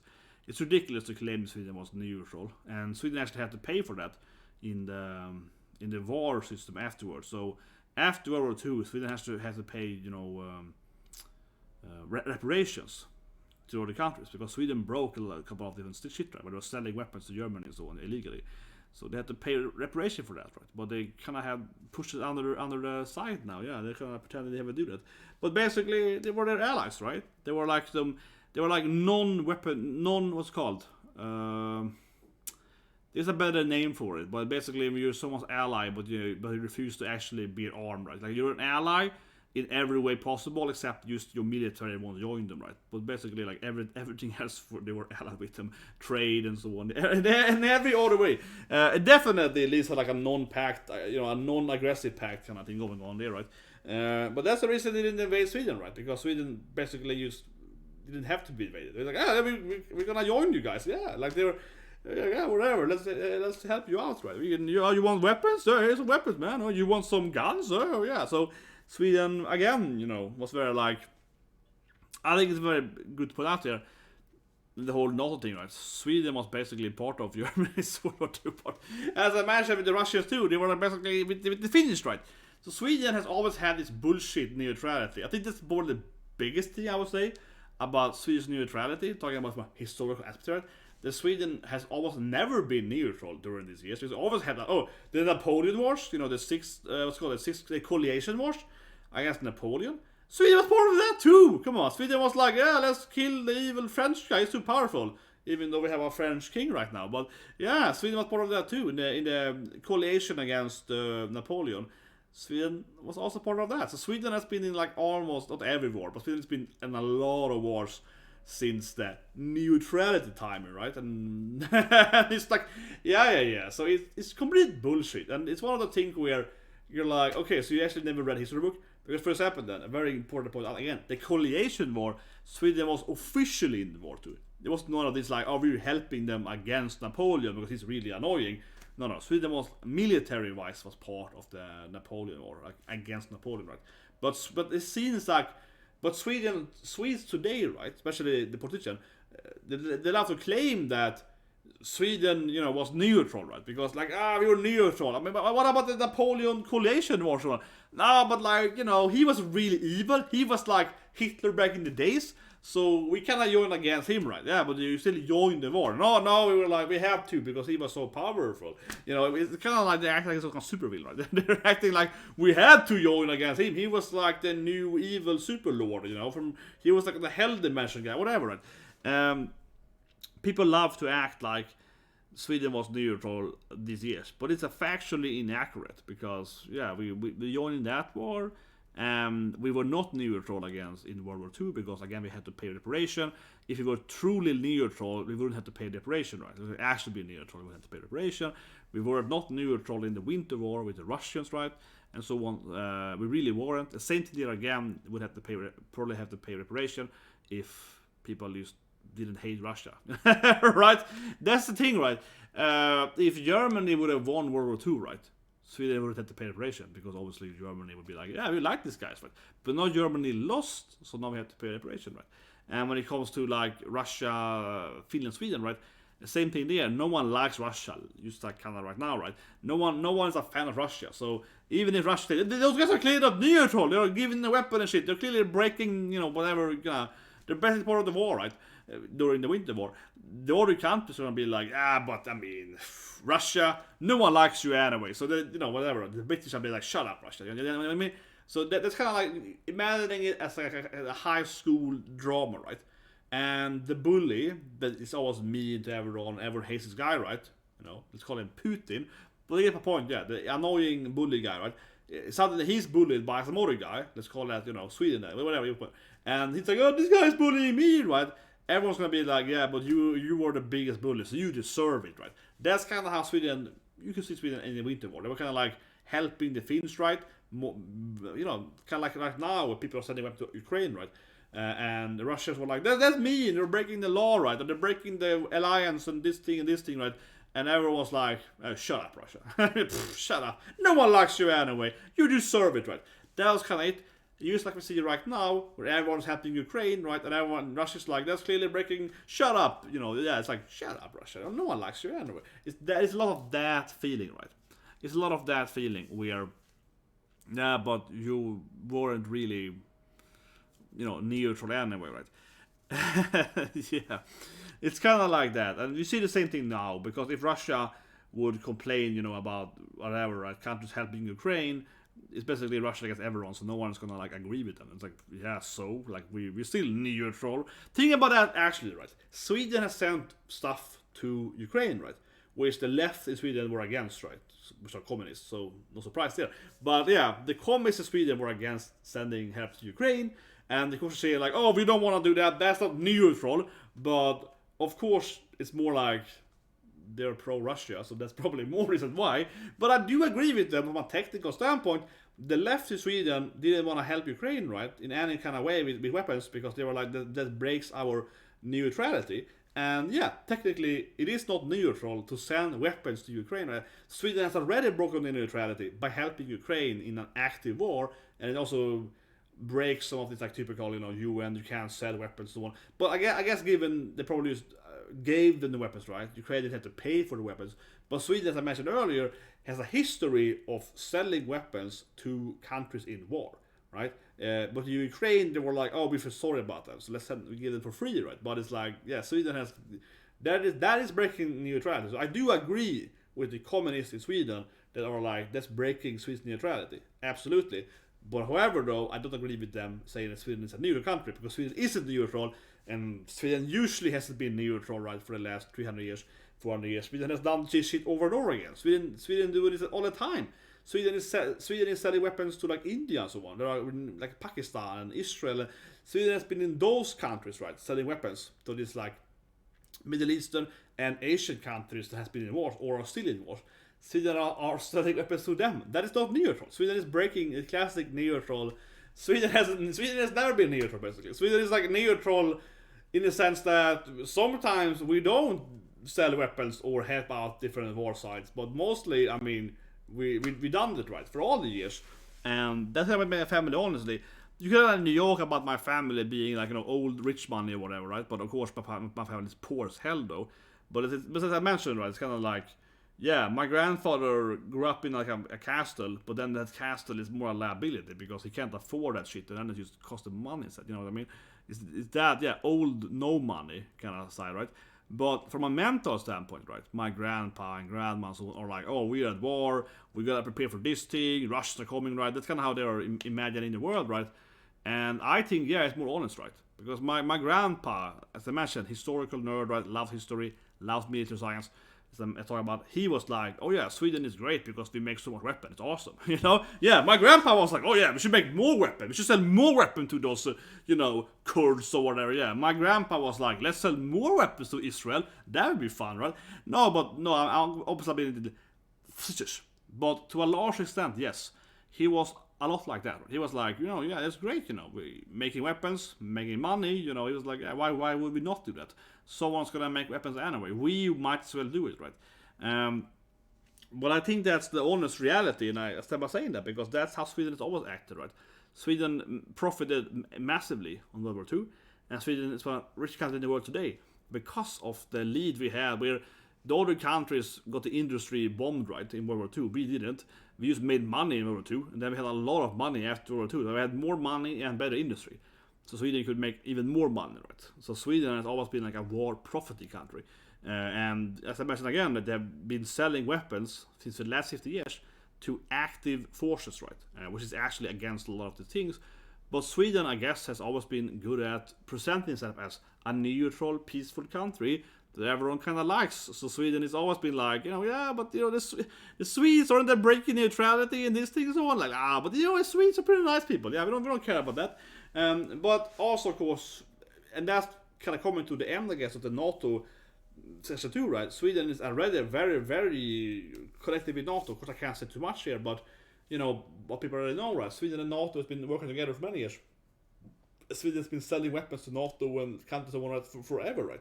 Because again, Sweden has a massive industry of weapon exports for, you know, per person. For BNP, Sweden has a massive weapon export. And Sweden has been very involved, right? Focusing on selling weapons to mostly Nato versus Russia, right? So already on that point, that Sweden is like a heavy weapon industry country that produces a lot of weapons for NATO countries and not Russian countries, and not, you know, communist Russia or China and so on. That has to adopt, right? So there's already put aside on that thing that they're like one of the biggest weapon producers for NATO side. Again, given the Persian media side, but Sweden has a lot of weapon production. You know, again, per, you know, per production, per ppm, so in Sweden, right? But so that's massive, right? And also one reason too, for that matter, people don't understand that. But why would, you know, America, right, the USA, and so on, Britain, and so on, right, be, you know, why do they want Sweden and Finland to join NATO, right? One reason why is, again, then thought about, because Sweden has been producing weapons for these countries for the last 60, 50 years, right? There have been massively weapon production, and still are. Sweden is very famous for the Grip, right, the airplane and so on, the Celtic and so on. So Sweden is very, you know, Sweden is a very, as I mentioned in the beginning, very engineering heavy country, very, very high tech, right, per person, right, very rich, right, per person, huge industry, right. As I mentioned, because most industries got destroyed, right, in many European countries during World War II, but Sweden was fine, right. Sweden has a very, very industrial lead there, right, I guess, for example, Norway or whatever, and Sweden has been pumping that shit since then, right, to different countries. And that really also makes them like, oh yeah, we don't want to like have Sweden fall to Russia because they make a lot of weapons we need, and they can produce more weapons, right?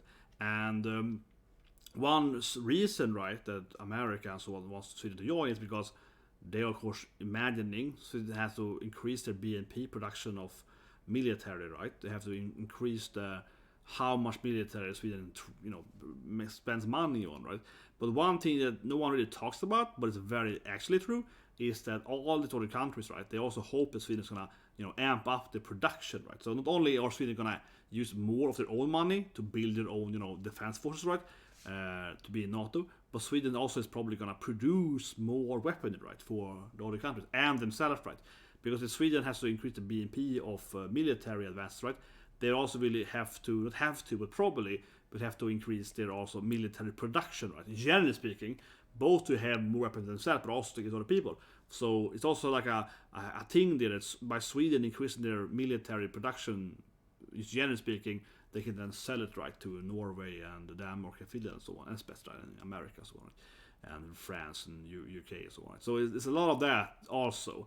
No one really mentioned that, but I think it's pretty obvious. It's like, yeah, but like Sweden makes a lot of weapons, and again, then by increasing how much money Sweden has to spend on making weapons, right, we can also, of course, use that money to make more weapon industry, right, which definitely is going to happen. Of course, the left hates that idea in Sweden, but it's obviously going to happen. Sweden is going to have more weapon industry. I actually remember once, a side story here, but when I was at university, in my last year of my bachelor thesis thing, we've been doing investing, we had to go to like a random engineer and interview them and write about it. It's like one of those field trips, right, for grown-ups. Yeah, well, it's better. And me and my group, we were randomized people. The people were like volunteer for this thing, the engineers, right? So we actually ended up basically the aero engineering industry. Yeah, we kind of have. It was actually interesting. I met this woman, and she was basically working at developing military airplanes, like Gripen and so on, right? It was pretty fun.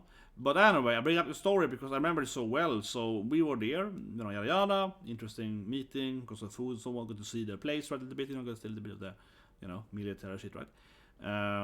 But later the next week then, when everyone's gonna present their, what we have learned from these different engineers, right, at the different, industries, places, and again, we were assigned by the university, right? The university had, I don't know how they met people, but the university, they somehow get people right, and they were randomized, I guess, were assigned, but probably randomized, I think so, who we're gonna meet, right? Because we didn't, I didn't say, I want to meet this airplane builder, even though I don't mind. She was a great person, and I don't mind. It was cool. She builds airplanes. She builds a weaponized airplane, but also she was both doing that. They also build commercial airplanes. So it was both, weapon and commercial airplanes. It wasn't just military airplanes, but airplanes.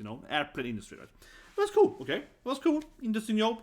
Actually, one of my friends work there now. So one of my good friends actually works there right now. He's been there for like 10 years now at this aero engineering place. But anyway, I bring this story up because it was just so strange thing happened on this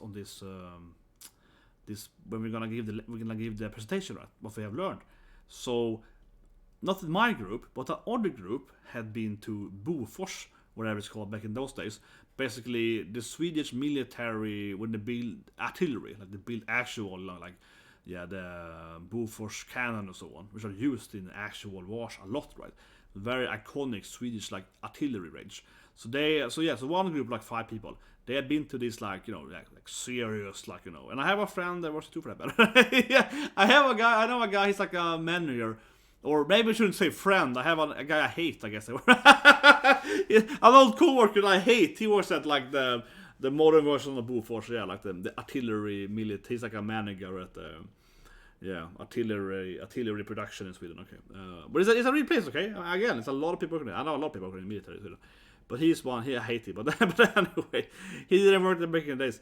But I remember this so well because these guys then, they were just gonna present, right? Oh, we were at Bofors and we saw how they manufacture artillery cannons, right? You know what I mean?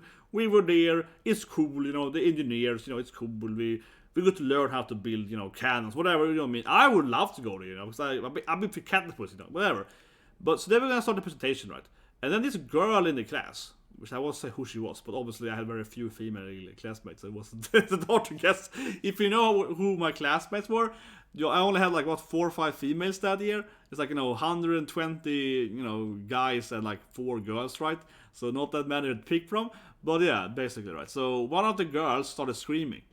It was like one of these, you see in TV, right? You see in YouTube when someone's like, "Whoa, violent, silence is murder," or whatever. Yeah, it was so weird. It's a true story. It's a weird thing. She started screaming at them.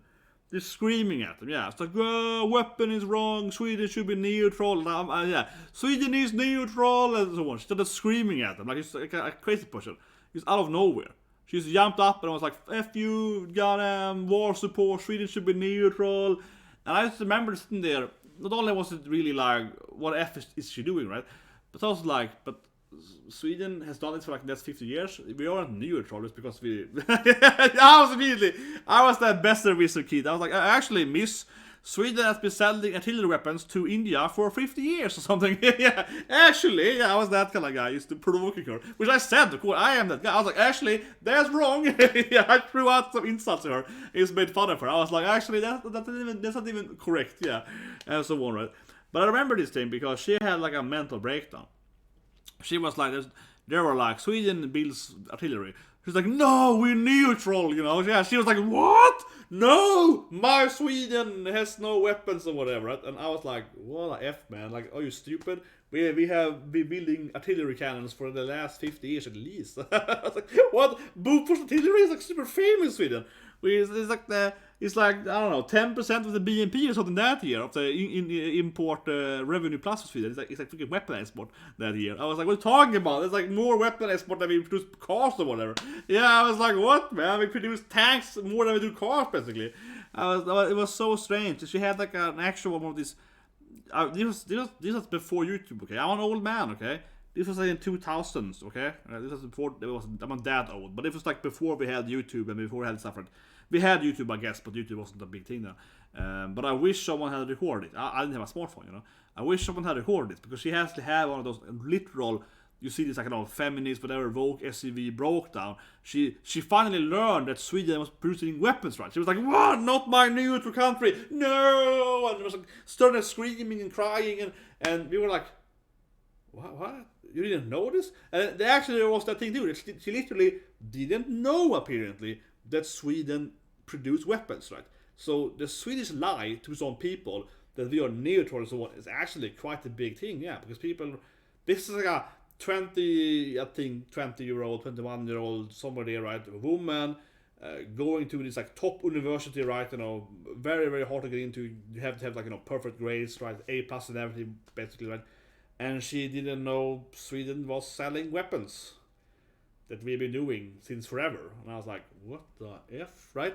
So it was really weird. And also, of course, I would say this thing too here, for that matter, it's a side note though, I guess, but it also was a really weird thing because she hated these 5 guys, right, that went to the artillery place for forever. She hated them after that meeting, She hated them for like, refused to talk to them basically. It was like, they are disgusting, weaponizing evil men kind of thing, patriarchy kind of thing, right? And it was so random, just I mentioned earlier, it was so random too, because it's a side story, but I just remembered it because I was like, but they didn't go there on purpose, right?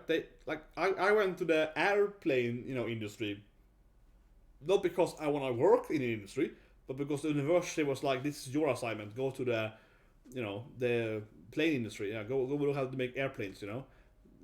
Those guys was like, go and look how they make artillery. It wasn't like they voluntarily say, I want to go to the weapon factory. That's awesome, right? We couldn't show it. We had no freedom of choice. There was just a school randomized who was going to go there. Yet she's like, those bastards, they went to the weapon industry. Those people should get killed. They should be executed. It's very classic. She hates them to kill them as well. But I was like, you're an effing moron, right? So of course I just never talked to her again after that. I talked to her like a week after it happened, right? Saw how she hated them. Talked to one of those guys that she hates them still, man. I just went to them randomly. Yeah, I talked to her and she was like, I hate them. They went there voluntarily. They were, the scum of the earth. And I'm just like, what? But they have to go there because of a school assignment, right? Like, it's so absurd. It's so absurd. But I never forget that.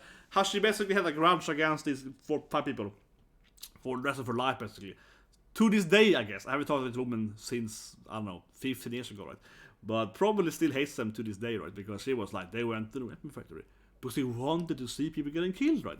Yeah, she was a loon, okay? But it's kind of funny. This is not going to be on the video, but I say it here. As a side note. I think it's really funny that, because I went to the university then, as I mentioned, right, in the 2000, right, and a little older and so on. But it's kind of funny because all this stuff that we see, not maybe today, but a few years after I went to university, on YouTube and so on, right, of this, like, you know, people having a breakdown, crying at the university and so on, right. I saw this shit a lot. I saw it on video. I saw it a lot when I went to the university in Sweden, right, because Sweden is kind of the epic center, right, of Sweden is kind of the, the canary in the coal mine, right? Usually the first country with this like super woke or whatever, yeah, super weird, stuff like. So yes, I saw those breakdowns in Sweden way before I saw it on the internet, yeah. Like, and it took a few more years until even after I finished university, until it started popping up on the internet, right? This kind of like mental weird breakdowns. But I saw it in Sweden a lot. I had it once to myself. This is the last thing. This has nothing to do with Nato anymore, and history of Sweden not being neutral. But I say this for it should be on video. But I say it here as an example because I think it's fun. Okay, going into university here. But this my first year university, right? We had this political science shit we had to go to, like extra course. Everyone hated it, and then the teacher was like, okay, I want you to, discuss if it's okay to, like, we have this poster, right, of like LGBTQ thing, but it was called LGBTQ back in those days. Right? It was called like, I guess, like gay party or something.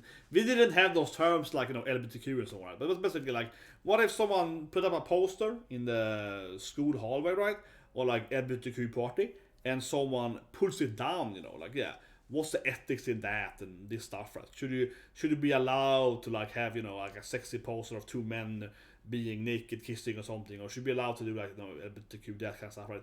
And should you be allowed to take it down or whatever and so on, right?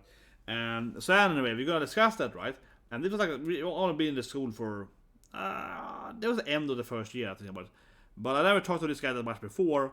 But basically, I played the devil's advocate, right? I was like, I don't know if you should be allowed to, like, put up posters of, I don't know, probably with LGBTQ people, right? But should you be able to post up like an actual like sex scene? Should you be allowed to have like, because the issue was that the image, right, on the poster, and why the person pulled it down, because the image was like two men, having sex, right? It wasn't just that there was like two men kissing, there was like two having sex, right? They were like kissing and having sex, right, so to speak. Where she said the teacher, she was like, what if it's two men kissing, or what if it's two men having sex, or it was like it was like different like levels of poster, right?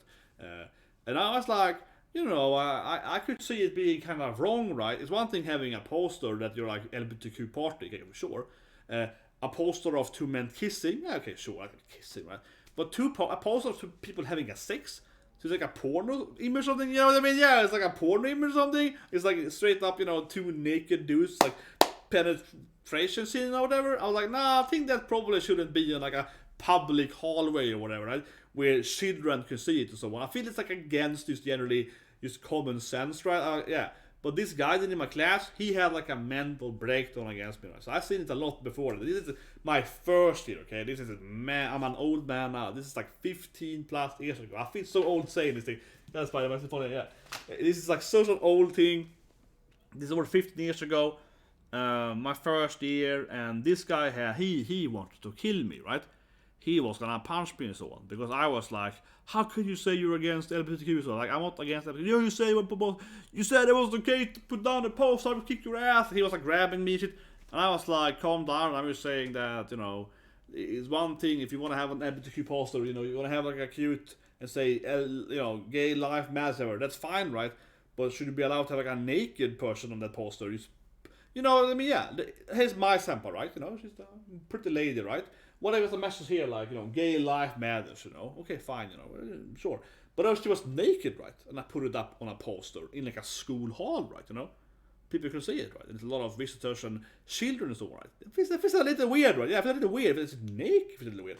That was my point. But this guy wanted to beat the crap out of me. He was like, he was trying to like physically assault me, right? Because I was like, no, I don't think it's okay. Maybe it shouldn't be okay to have like a naked poster of LGBTQ rights, right? Because it's obviously unnecessarily provocative. But I think more so that because there's also a lot of children at that place and so on. I was like, no, I don't think we should like expose children, right, to like naked images.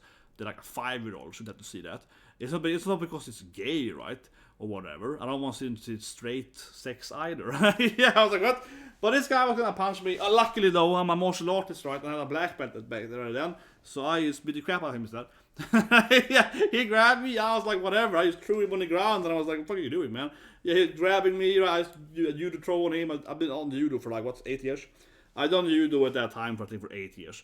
So I used to do like a judo throw, just threw on the ground, right? And then he started crying. So I was like, what's wrong with you? I was like, what are you doing, grabbing me? Yeah, it's kind of iconic too. He was very weak and very meager. He was like, a lot of bravado, but not much fighting. Classic those people. This video is not a turn now for the Nato thing. No, but I just remember that talking about this crazy woman in school that was like, Sweden has never made weapons before. And then this guy that was like, you should be naked men doing it everywhere. Very similar thing. But anyway, I think it kind of concludes that side story there about the naked poster because I think it's kind of funny, but it kind of concludes kind of my backstory, right? I just never seen Sweden as a neutral country.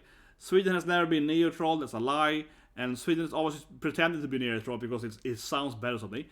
And, that kind of comes to my conclusion. I was like, yeah, as I was raised, we should have allies. And we should definitely probably join NATO because they have pretty strong ally. And I'm like, yeah, Russians, bad boys. I didn't talk about it too much here, but of course, Sweden's history is filled with war with Russia and Denmark, but especially Russia. So, Denmark, Russia. So, Sweden has a lot of bad blood with Russia. And one reason why, for that matter, as a side of that, especially for the human behavior, so for the behavior of Swedes, right, is that today in the pools in Sweden, when there is like NATO pool and so on, right, who wants to join NATO, so another pool was like how many people blame NATO versus Russia and so on, right, for the war in Ukraine and so on. And Sweden and Finland, and both Sweden and Finland, have an incredibly high trust in NATO and in these pools, right, and so on. But the reason isn't actually because Sweden likes NATO compared to like the French or whatever. It's because we hate Russia, yeah. So they asked the Swedes, right, okay, who do you blame, in Ukraine? Or do you blame Ukraine? Do you blame NATO? Do you blame Russia? And so on, what I mean? Swedes are like, Russia's fault, damn, you're Russians, right? Swedes are like, damn, those damn Russians! That's a very Swedish take. Sweden hates Russia, right? So, historically speaking, it's like Sweden's worst enemy, right? So Swedes are like, god damn those Russians, freaking Russians, right? So they really hate them. So, and it's Finland the same way, right? Mostly that. So that thing is fun, that Sweden and Finland was a number 1, number 2 country in believing that it was not NATO's fault for Ukraine. But again, I think it mostly comes from how much they hate Russia, not because of how they like NATO, right? And then in the same way, when now they have asked Sweden, right, this event puts so on, right, do you want to join NATO? Historically speaking, the left in Sweden, which is the big thing, right, because Sweden is very, very left. Sweden is only left or less left, right? So the big left in Sweden has been against NATO, right? And the people are kind of against NATO because they believe, as I mentioned, this fantasy dream of being neutral, as this girl in my class did, because she apparently thinks it's real, right, but of course it's a lie. She believes in this, the Sweden was never neutral, the lie, right, and so on. So it's very hard for them to be like, want to join NATO, right? Especially then the far left Sweden, right, doesn't want to join NATO because they're mostly communists, but whatever. But as we are right now, right, because Sweden hates Sweden hates Russia so much, right? Because Swedes generally are really raised from a cultural standpoint. As I mentioned, all these wars, right, we lost the empire to Russia, right, Swedes really hate Russia. So Sweden has gone from like not want to join NATO, and especially then the people itself in Sweden are like, oh, we're neutral, we don't want to join NATO, right?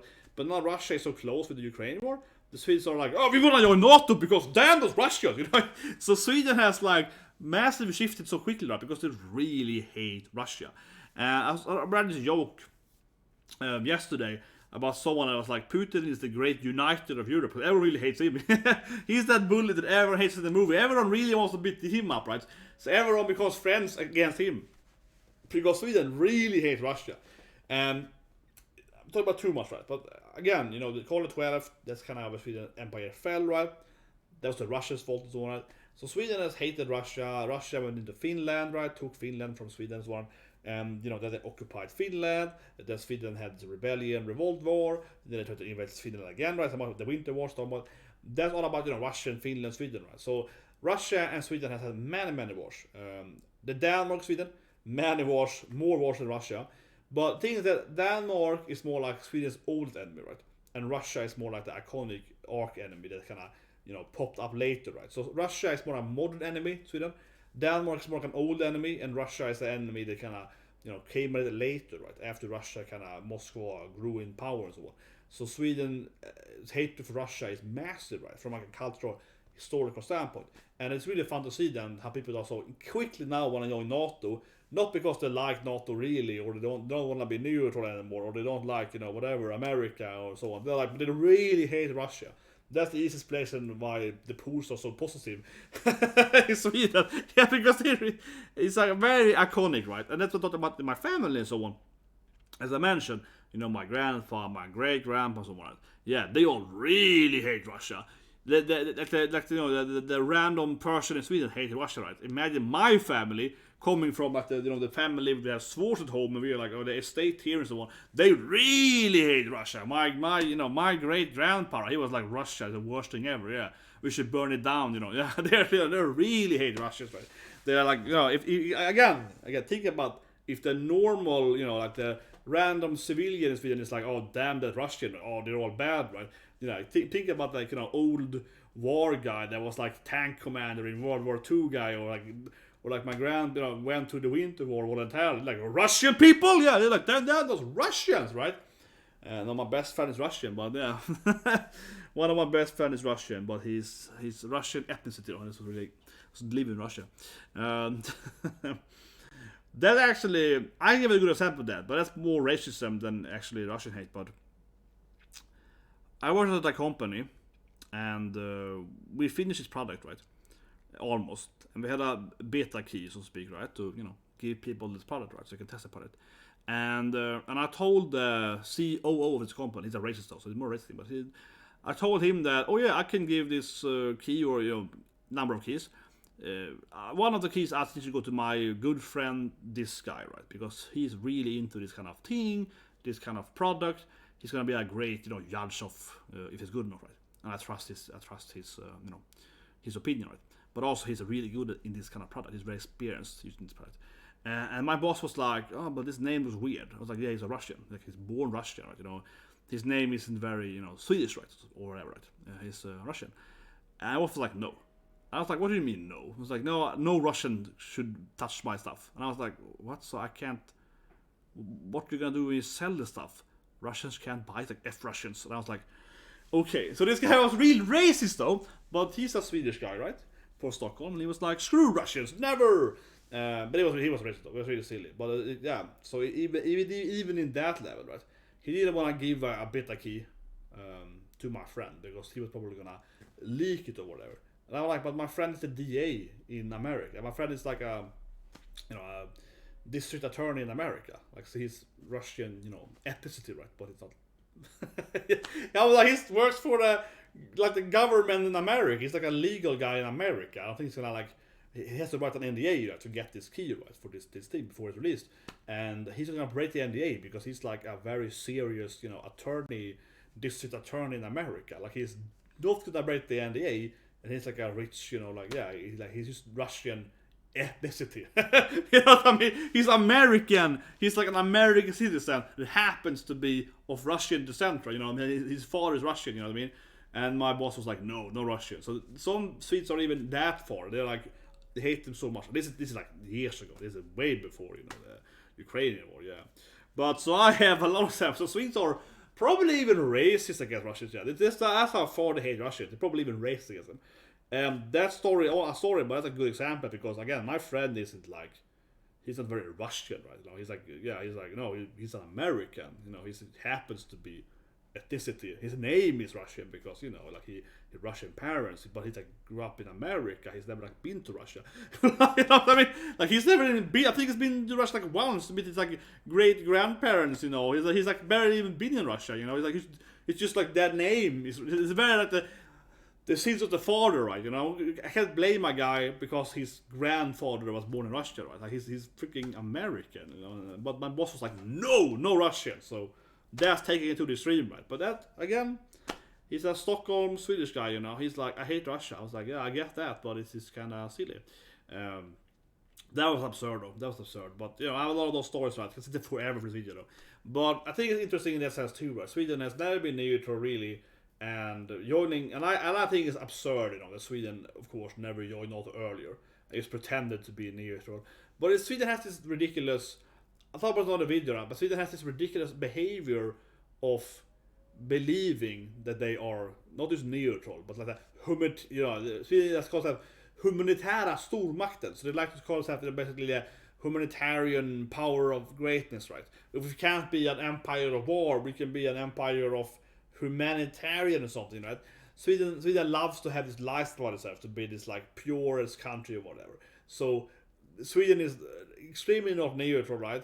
Always pick sides. They helped America with a lot of weird shit earlier too, when they gave them like prisoners and so on, and a lot of illegal shit for Americans or for the USA and so on. Yeah, absolutely.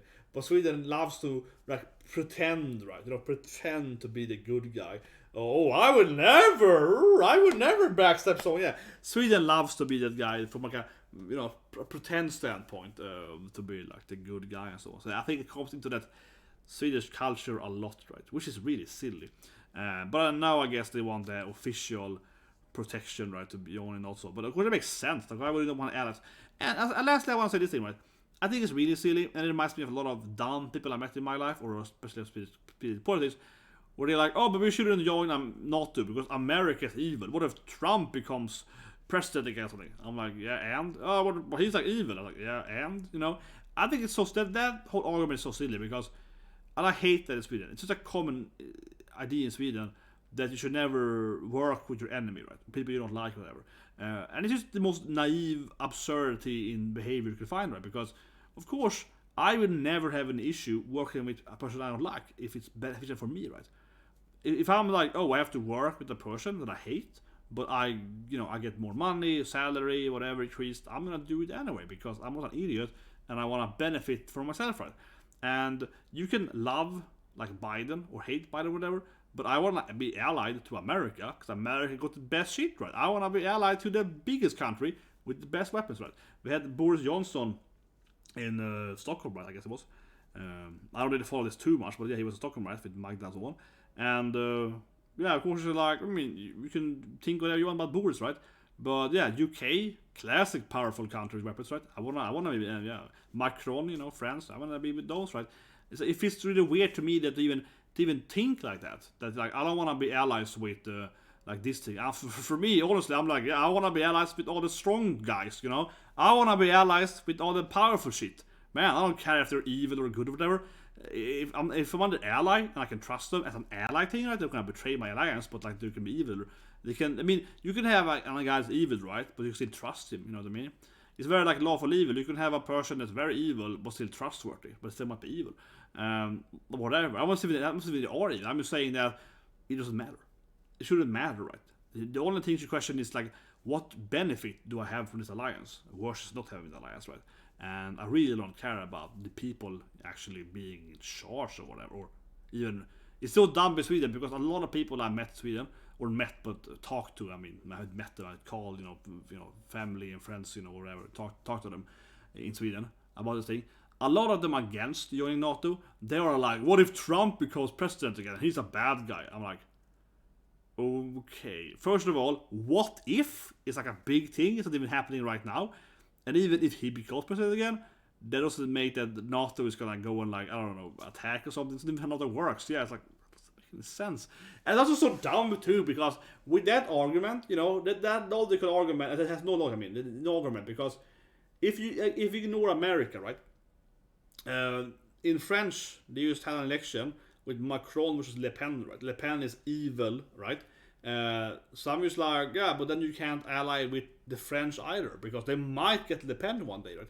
You can't ally with anyone, right? You can't ally with any country. In that kind of argument or technique, right? You can't ally any country, because any country might pick up an evil person leading them, right? You can't ally with Japan, because they might get a dictator one day, right? You can't ally with South Africa, because they might get an evil. You get a point, yeah.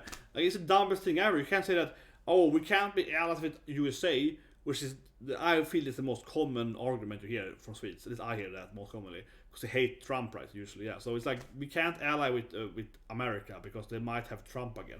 That I feel is the most common argument against NATO. I was like, yeah, but any country might have a bad guy in charge anytime, you know. So what if NATO lasts for like 500 years, right? 20 countries, 500 years.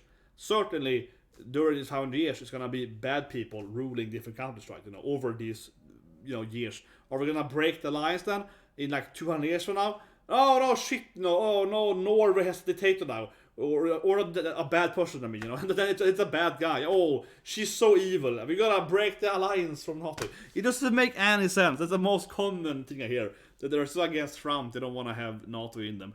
Otherwise, usually still against America, right? It's like, oh, but America has been in wars and they sell weapons to countries and so on, so we shouldn't join them. I'm like, well, Sweden also sells weapons to countries. So, yeah, I heard that a lot actually also, that people are like, no, but America, they profit, you know, on wars because they sell weapons to countries. And I'm like, you mean like Sweden does all the time for the whole century? They're like, no, Sweden is a nice country, neutral, you know, yeah. So people really believe that lie, right? Sweden doesn't sell weapons and so on. People are so lost, they don't, I guess something like that. But anyway, hope you enjoyed the video, right? And yeah, talk more about my grandpa the other day. No, but my grandpa is crazy. One thing I said about my grandpa is that he and his brother actually blew up their house when they were kids. So my grandpa was a role model for me. He actually, his brother was blind on one eye or something like that, because they was in the newspapers where I was born, of course, when they were kids, because they took their father's stuff, my great grandfather, right, and made some, you know, bombs, basically, chemistry bombs, and they blew up a wall in their house, and it was in the news and so on. And yeah, my great uncle got like injured in his face, and my father, my grandfather got injured on his hand. He burned his hand and so on. So yeah, because he also taught me a lot of chemistry as a kid, how to build, you know, different acids and so on, how to make my own. Yeah, he was a great grandfather. He was like, oh, here's grandson, here's how you make this thing that can like burn walls and so on. And he taught me different poisons too. My grandfather was crazy. Like he was crazy. He was a loon, man. He was like, if someone bullies you, you can poison them with this thing. This plant you can find here in Sweden, this can be broken down and even give people like diarrhea and so on. That would be a great thing if someone bullies you. Here's grandson, why don't you poison your bullies? I was like, yeah, grandpa, I'm gonna go and poison my bullies. And of course I did, because my grandpa was like, gave me poison.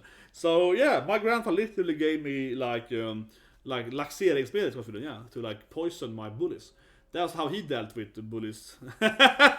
No, he was like, oh, you've been bullied, son, by kids at school? Why don't you poison them? Yeah, I was like, yeah, grandpa. So I remember walking, you know, in the forest, right? Because we live in this archipelago with a lot of forest. And he was like, this plant here, this is poisonous. It's not that poisonous, but if you eat a lot of it, you get diarrhea and so on. So if you take it down, right, you know, and make it compact, you know, and put someone's water or whatever, they gonna shit it into their pants. It's really fun. This thing over here, this is straight up poisonous. Might kill someone. So don't take that one. My grandpa was that guy. He was like, this plant here, this is really poisonous. This one here is like mild poison. The mild one, take that one, boy. The other one, that's more for your enemies when you're grown up. It's like that's for killing people.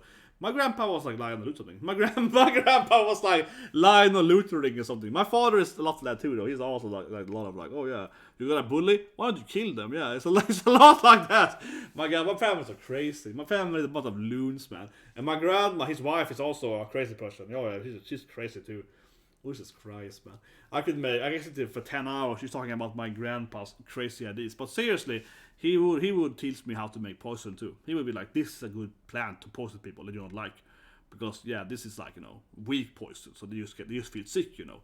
I was like, yeah, great grandpa, yeah. I was like, you take the thing. So on. But yeah, he would be happy now. My grandpa would be very happy seeing Sweden joining NATO. You think it's so silly that Sweden must pretend neutral, right, for 200 years. But anyway, guys, subscribe, press the like button, right, and get me to 1,000 subscribers or whatever. I'm talking about my grandfather's castle. It was pink too. It's really weird, man. I've been there.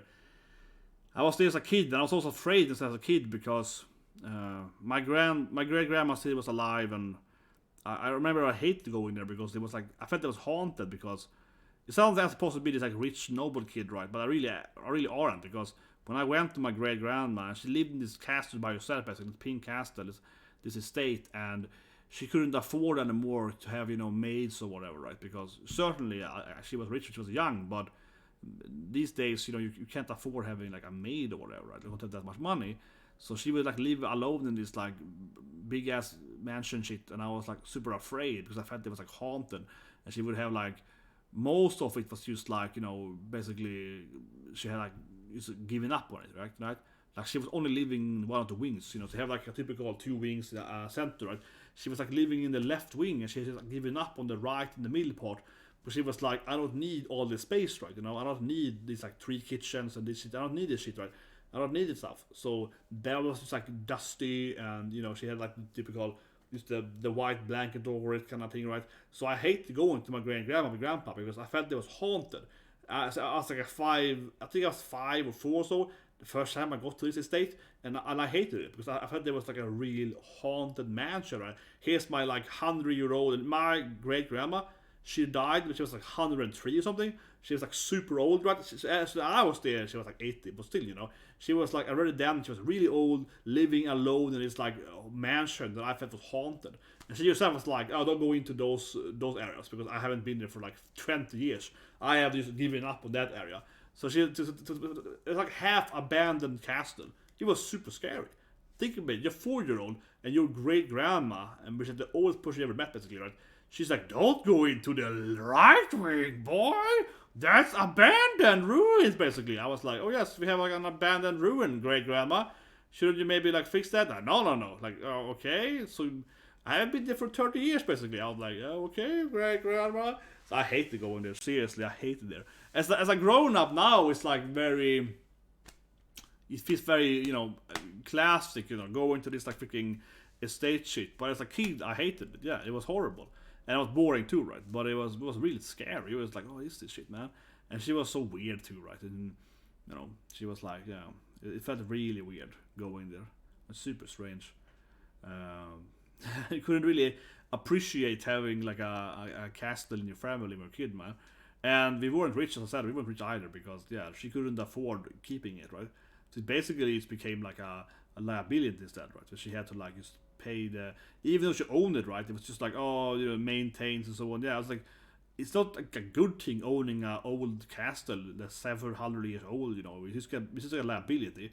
Like it was eating her, her savings to like be able to repair it and so on. So it's instead it becomes like a massive liability.